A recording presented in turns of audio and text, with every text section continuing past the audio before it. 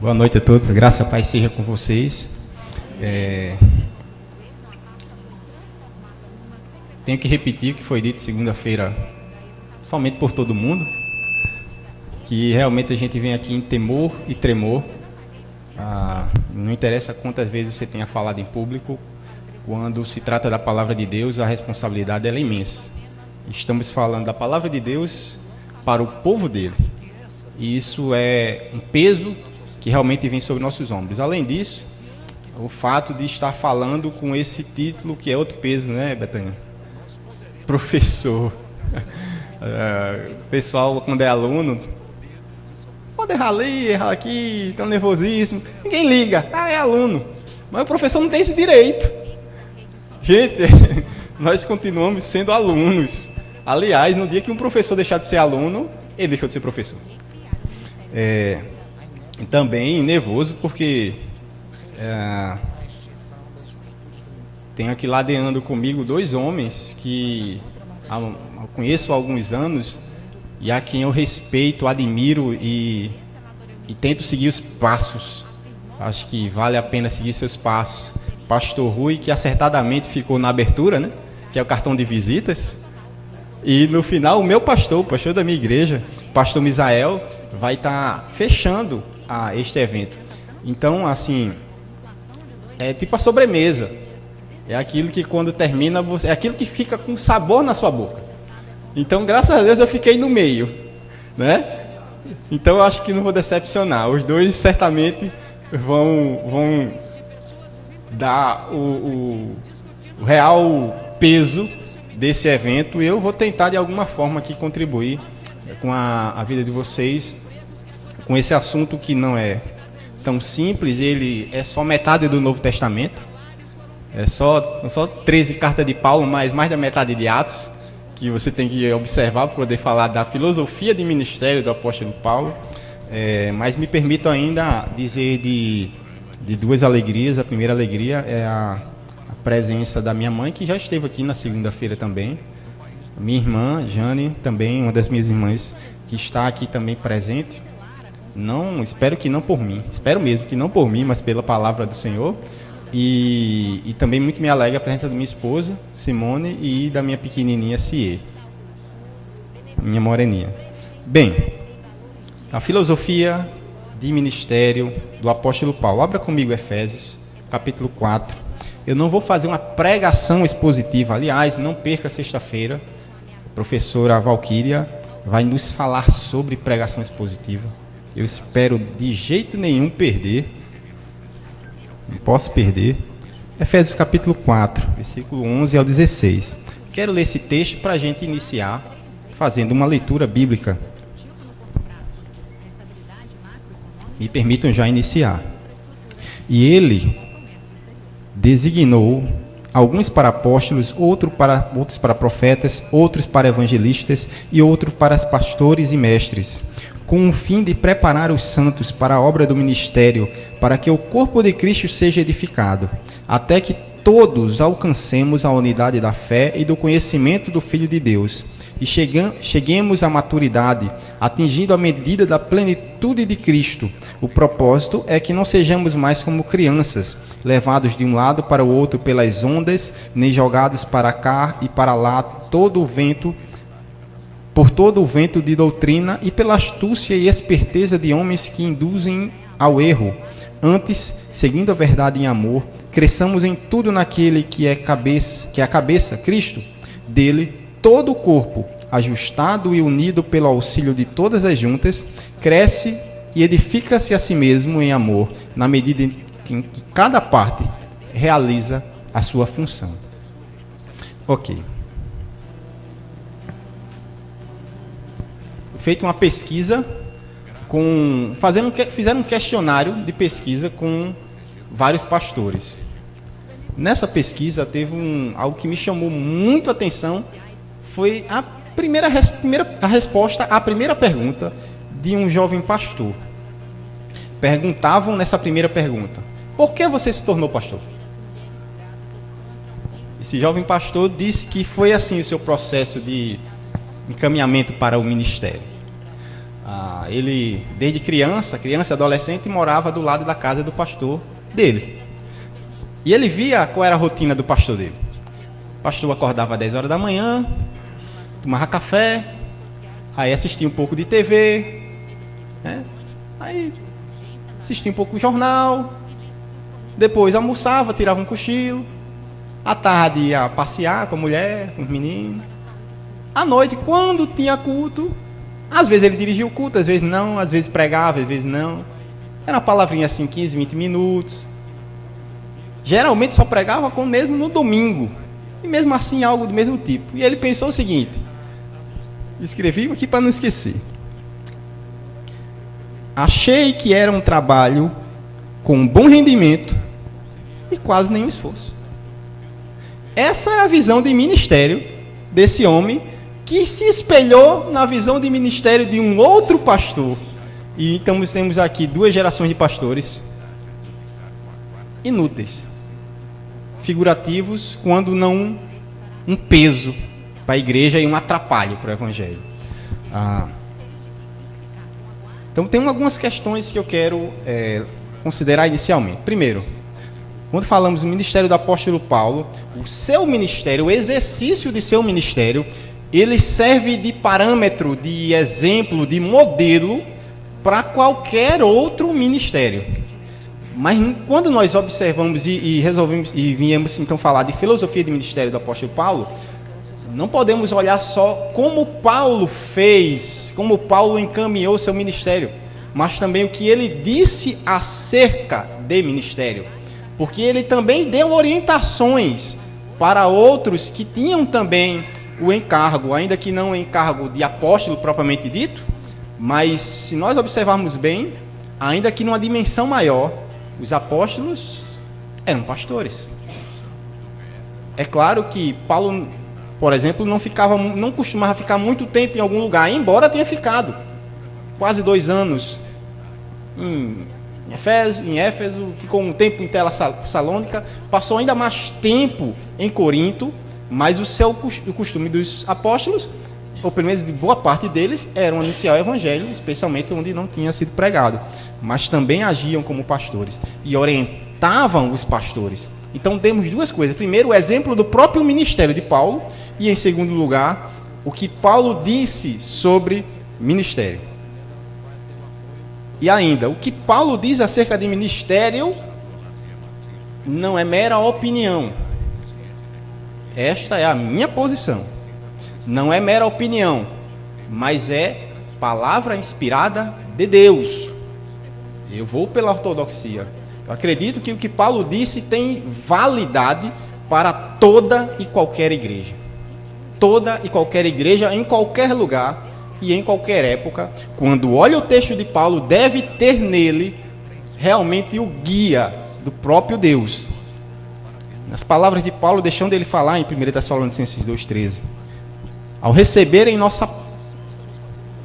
de nossa parte a palavra de Deus, vocês aceitaram, não como palavra de homens, mas conforme ela verdadeiramente é, como palavra de Deus. Então temos que o que o Paulo diz é ordem, é determinação, e não apenas opinião ou um conselho que pode ser seguido ou não. Certo? E aí eu vou, de forma muito breve, apenas elencar 2 problemas que são opostos, mas que são problemas claros. Eu não vou falar dos desafios, isso é com o pastor Misael, mas eu precisava falar que claramente nós temos 2 problemas opostos. Existem muito mais, mas eu preferi eles porque eles são extremos. Quanto a ministério, primeiro, ministérios guiados por uma, como eu coloquei aqui, espiritualização exacerbada. É uma espiritualização assim tão grande que você, na verdade, não tem um guia de verdade. Nada guia esse ministério. Por quê? Porque é sempre pela emoção. Eu senti de Deus. Não tem esse negócio, eu senti de Deus? Eu também sinto de Deus às vezes. Mas você não se guia toda a sua vida, ou todo o seu ministério, ou toda a igreja, apenas por sentimentos que muitas vezes, por serem subjetivos, nem sempre tem procedência de Deus, pastor Misael. Às vezes Deus fala conosco, sim. Mas muitas vezes nós sentimos algo, nós intuímos algo, e atribuímos a Deus, quando na verdade não foi. E tem gente que guia a vida dele todinha assim. Até a cor da gravata que ele vai usar no culto é uma revelação, tem que ser uma revelação. Esse extremo, esse exagero, que nós estamos falando do exagero, certo? Não da espiritualidade cristã, ela tem coisas miraculosas, ela tem sim questões que fogem à razão, mas estou falando dos extremos. O extremo é ruim. Eu conversava esse ano ainda, conversando com um casal amigo meu que dirigem uma congregação. E eles que começaram a conversa sobre culto, tal, aí começou a falar de liturgia do culto. E aí, nessa história de falar de liturgia do culto, eu comecei, por algum motivo, não lembro como foi que chegou nisso, mas eu fui falar do uso dos dons no culto. Né? Há lugar para os dons no culto público, no culto comunitário, mas existem restrições a como se utiliza, e nem todo dom espiritual deve ser usado no culto público. Mas aqueles que sim, têm o seu lugar e têm a sua forma. E eu falando, né, que o apóstolo Paulo diz assim, né, naquela carta, né, eu imaginando que eles sabiam o que estava escrito. Mas a resposta dela foi bem interessante quando ela disse: eu não vou muito pelo que Paulo disse. Eu deixo Deus me usar. Não é isso, César? Já ouvi essa expressão muito, né? Eu não vou, olha só o que ela disse. Eu não vou muito pelo que Paulo disse. Como é que eu guio o meu ministério lá na igreja? Eu deixo Deus me usar. Gente, a gente está falando isso aqui. Aquilo que eles também chamam de palavra de Deus. Chamar e acreditar que é a palavra de Deus, mas não utilizar, é como dizer, não, é de Deus, mas isso não me interessa. Então perceba, isso é um erro gravíssimo. Na verdade, você tem pessoas que estão à frente de uma igreja, mas que não tem qualquer filosofia de ministério. Nada que os guia, pelo menos nada confiável. Na verdade, tem algo que os guia, mas não é algo confiável. Por outro lado, secularismo árido. Gente, e não são poucas as igrejas, na verdade, cada dia mais. E é isso que está acontecendo. Na verdade, o caminho parece estar seguindo para aqui. Ou seja, antes o problema maior era essa espiritualização exacerbada. Mas o caminho está sendo pelo secularismo. Ministérios baseados apenas na visão de mercado. Estratégia de marketing, administração. Agora uma palavra que tem muito em voga, você vê muito nos outdoors por aí, coaching. Sei nem o que é isso ainda, eu tenho que descobrir. Coaching. Gente, gerência administrativa. Não que não se possa utilizar instrumentos da administração na igreja. Pode e deve-se. Mas eles têm o seu lugar. Não é para guiar, é como instrumento da própria administração das questões normais da igreja como instituição. Mas não guiam o ministério. Eles têm guiado o ministério. Além disso, não é a visão bíblica, mas visão política, sociológica, psicologia sendo utilizada em substituição, porque ela pode ser utilizada como um acessório. Mas estou falando aqui de questões que estão substituindo a filosofia bíblica, o que a Bíblia ensina. E ainda, pragmatismo e utilitarismo. O que interessa é o resultado. A gente cria as formas pensando nos resultados. E não são poucas as igrejas em que o resultado é aumentar o número de membros e a receita, o dinheiro que entra no caixa. Esse tem sido a meta. Então, perceba que todo o molde da igreja, do pastorado, das pregações, de tudo que vem, tudo é em foco desse objetivo. A palavra de Deus também diz os objetivos da igreja. Na hora que você muda o objetivo, você deixa de ser igreja. Porque não está no prumo, não está naquilo que Deus espera de você. Você está sendo aquilo que você quer ser. A filosofia de ministério deve ser bíblica. E ela o é quando a sua origem e dinâmica e desenvolvimento são extraídas de uma teologia bíblica, se identificando com o modelo ensinado e exemplificado nas Escrituras. Isso é que eu quero deixar pontuado de cara. É a Bíblia quem guia o que a igreja deve ser e como o ministério deve ser desenvolvido, quais os propósitos dele? A Bíblia. Então, o que é e qual o papel da filosofia de ministério? A filosofia de ministério é o conjunto de princípios que guia o desenvolvimento do ministério, as decisões e escolhas relativas aos planos para que seja produzida uma igreja saudável. Então, coloquei 3 pontos apenas para tentar sintetizar qual o papel dessa filosofia. Proporcionar unidade e direção à igreja, mostrar à igreja qual o propósito, qual a razão de ser da igreja, o que ela tem, onde ela deve chegar, manter a submissão e a fidelidade à Escritura, fazer a igreja não sair desse alicerce.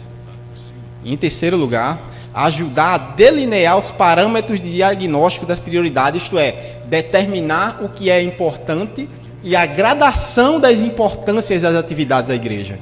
Porque muito se vê hoje, por exemplo, atividades de comunhão, vamos chamar assim, sociais da igreja, sendo mais importantes do que, não sei, missão?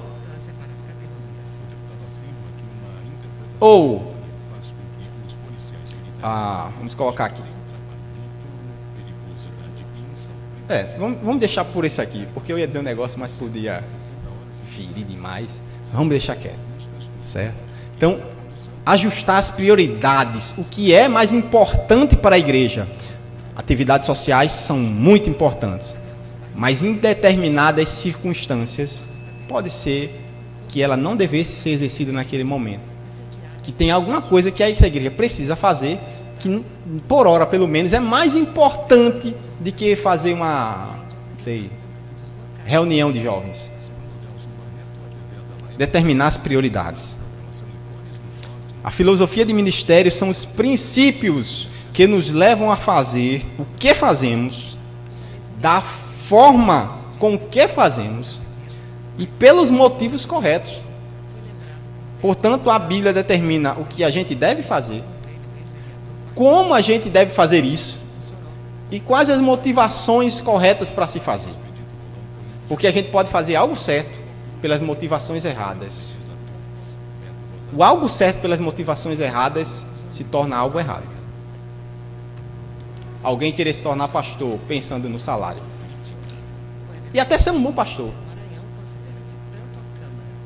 Seu coração está errando o alvo.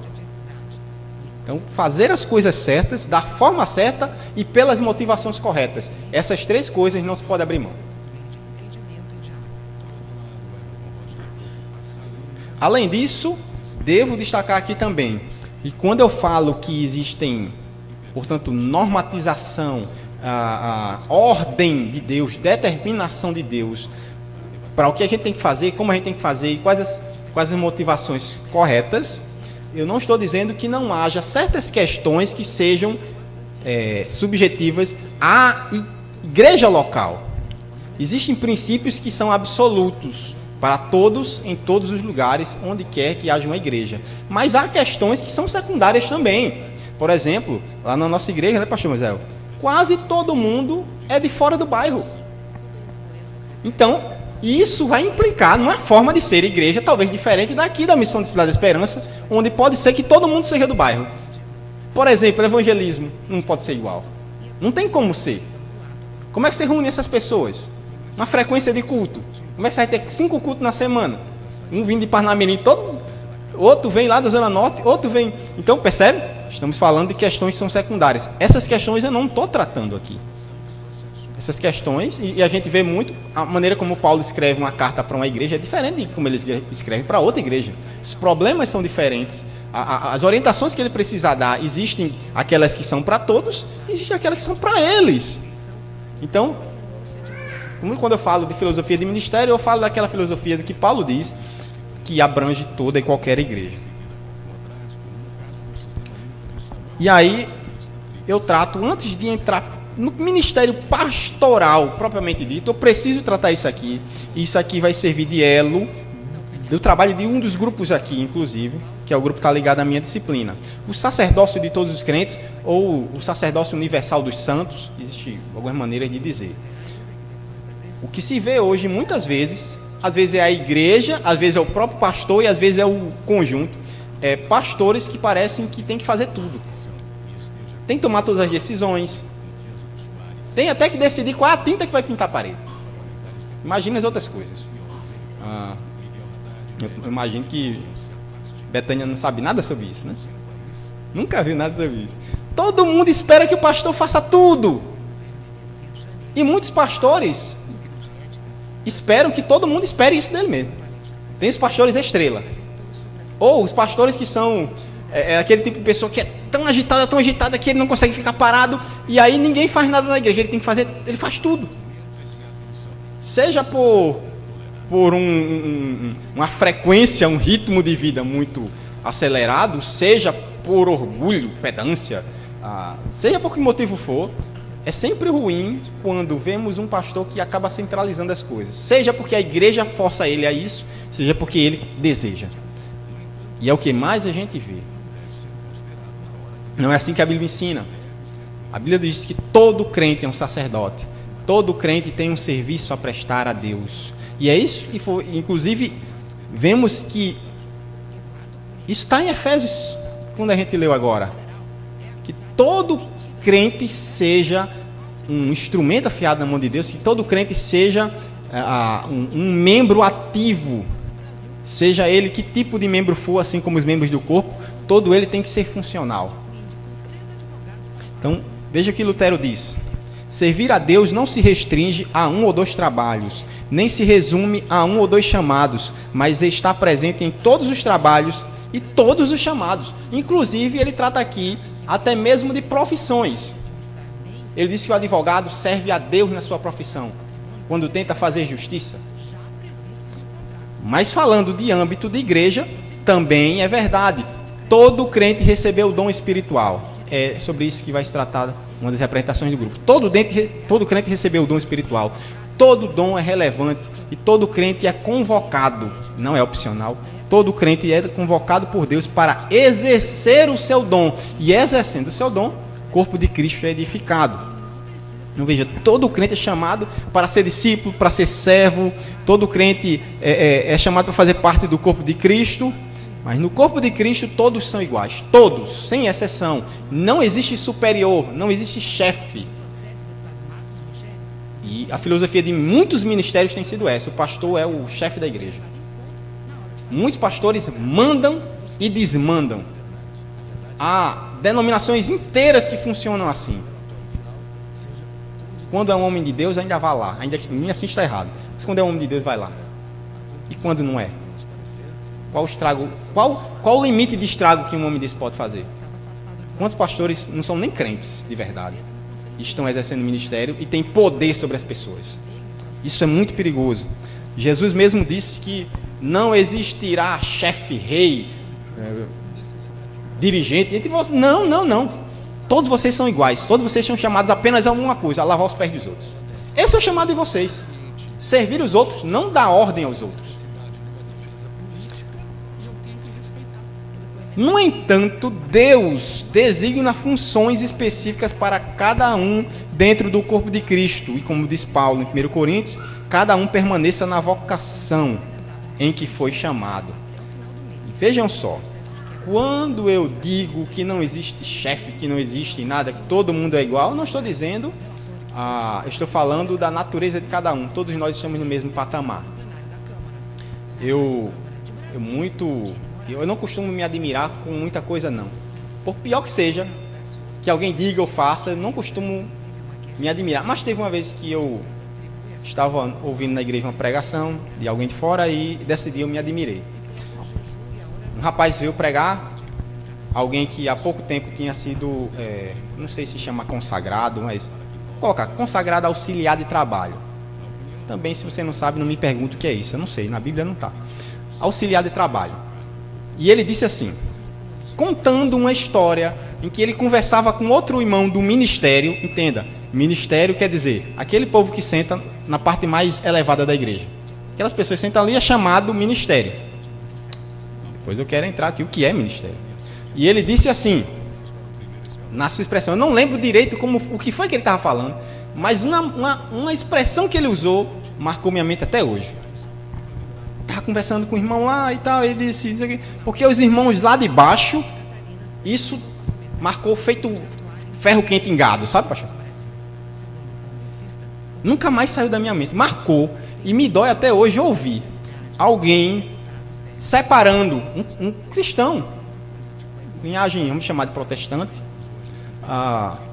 separando uma parte da igreja que são os de cima e outra parte da igreja que são os de baixo. Essa foi a expressão que ele usou, os irmãos lá de baixo.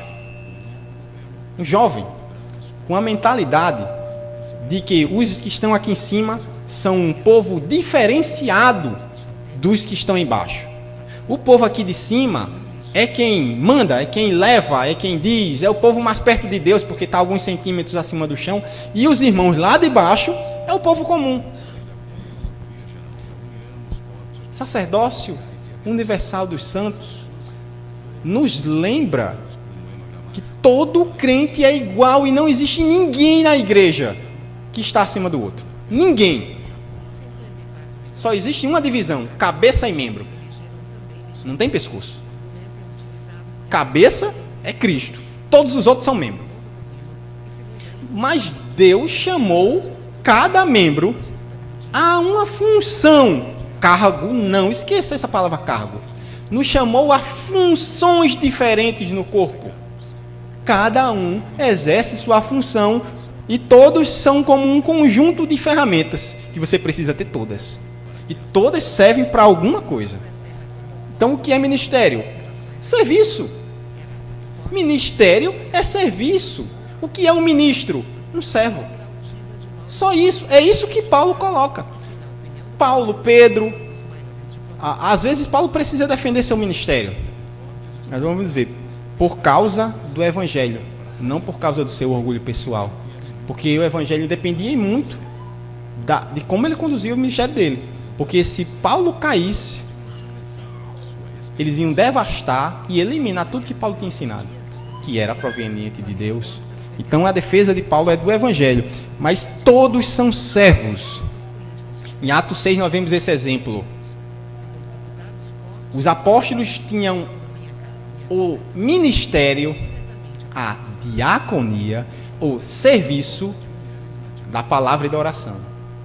E foram eleitos homens, que nós traduzimos chamando diáconos, que tinham o ministério, a diaconia, o serviço das mesas, naturezas diferentes, funções diferentes.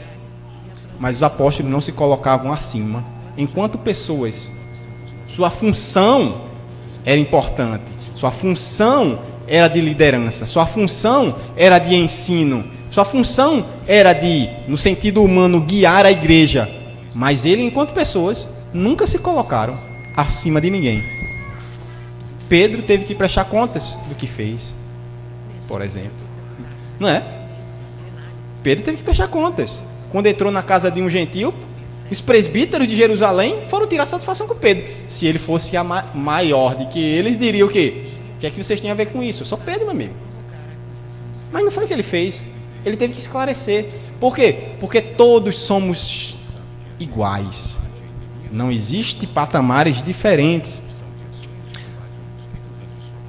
Mas então qual é a natureza do ministério pastoral? John Stott fez uma pergunta, ou ele se indagou isso muito. E aqui está uma das expressões que ele usou. Hoje em dia, no entanto, há muita confusão quanto à natureza e à função dos ministros ordenados. Coloca aqui os pastores.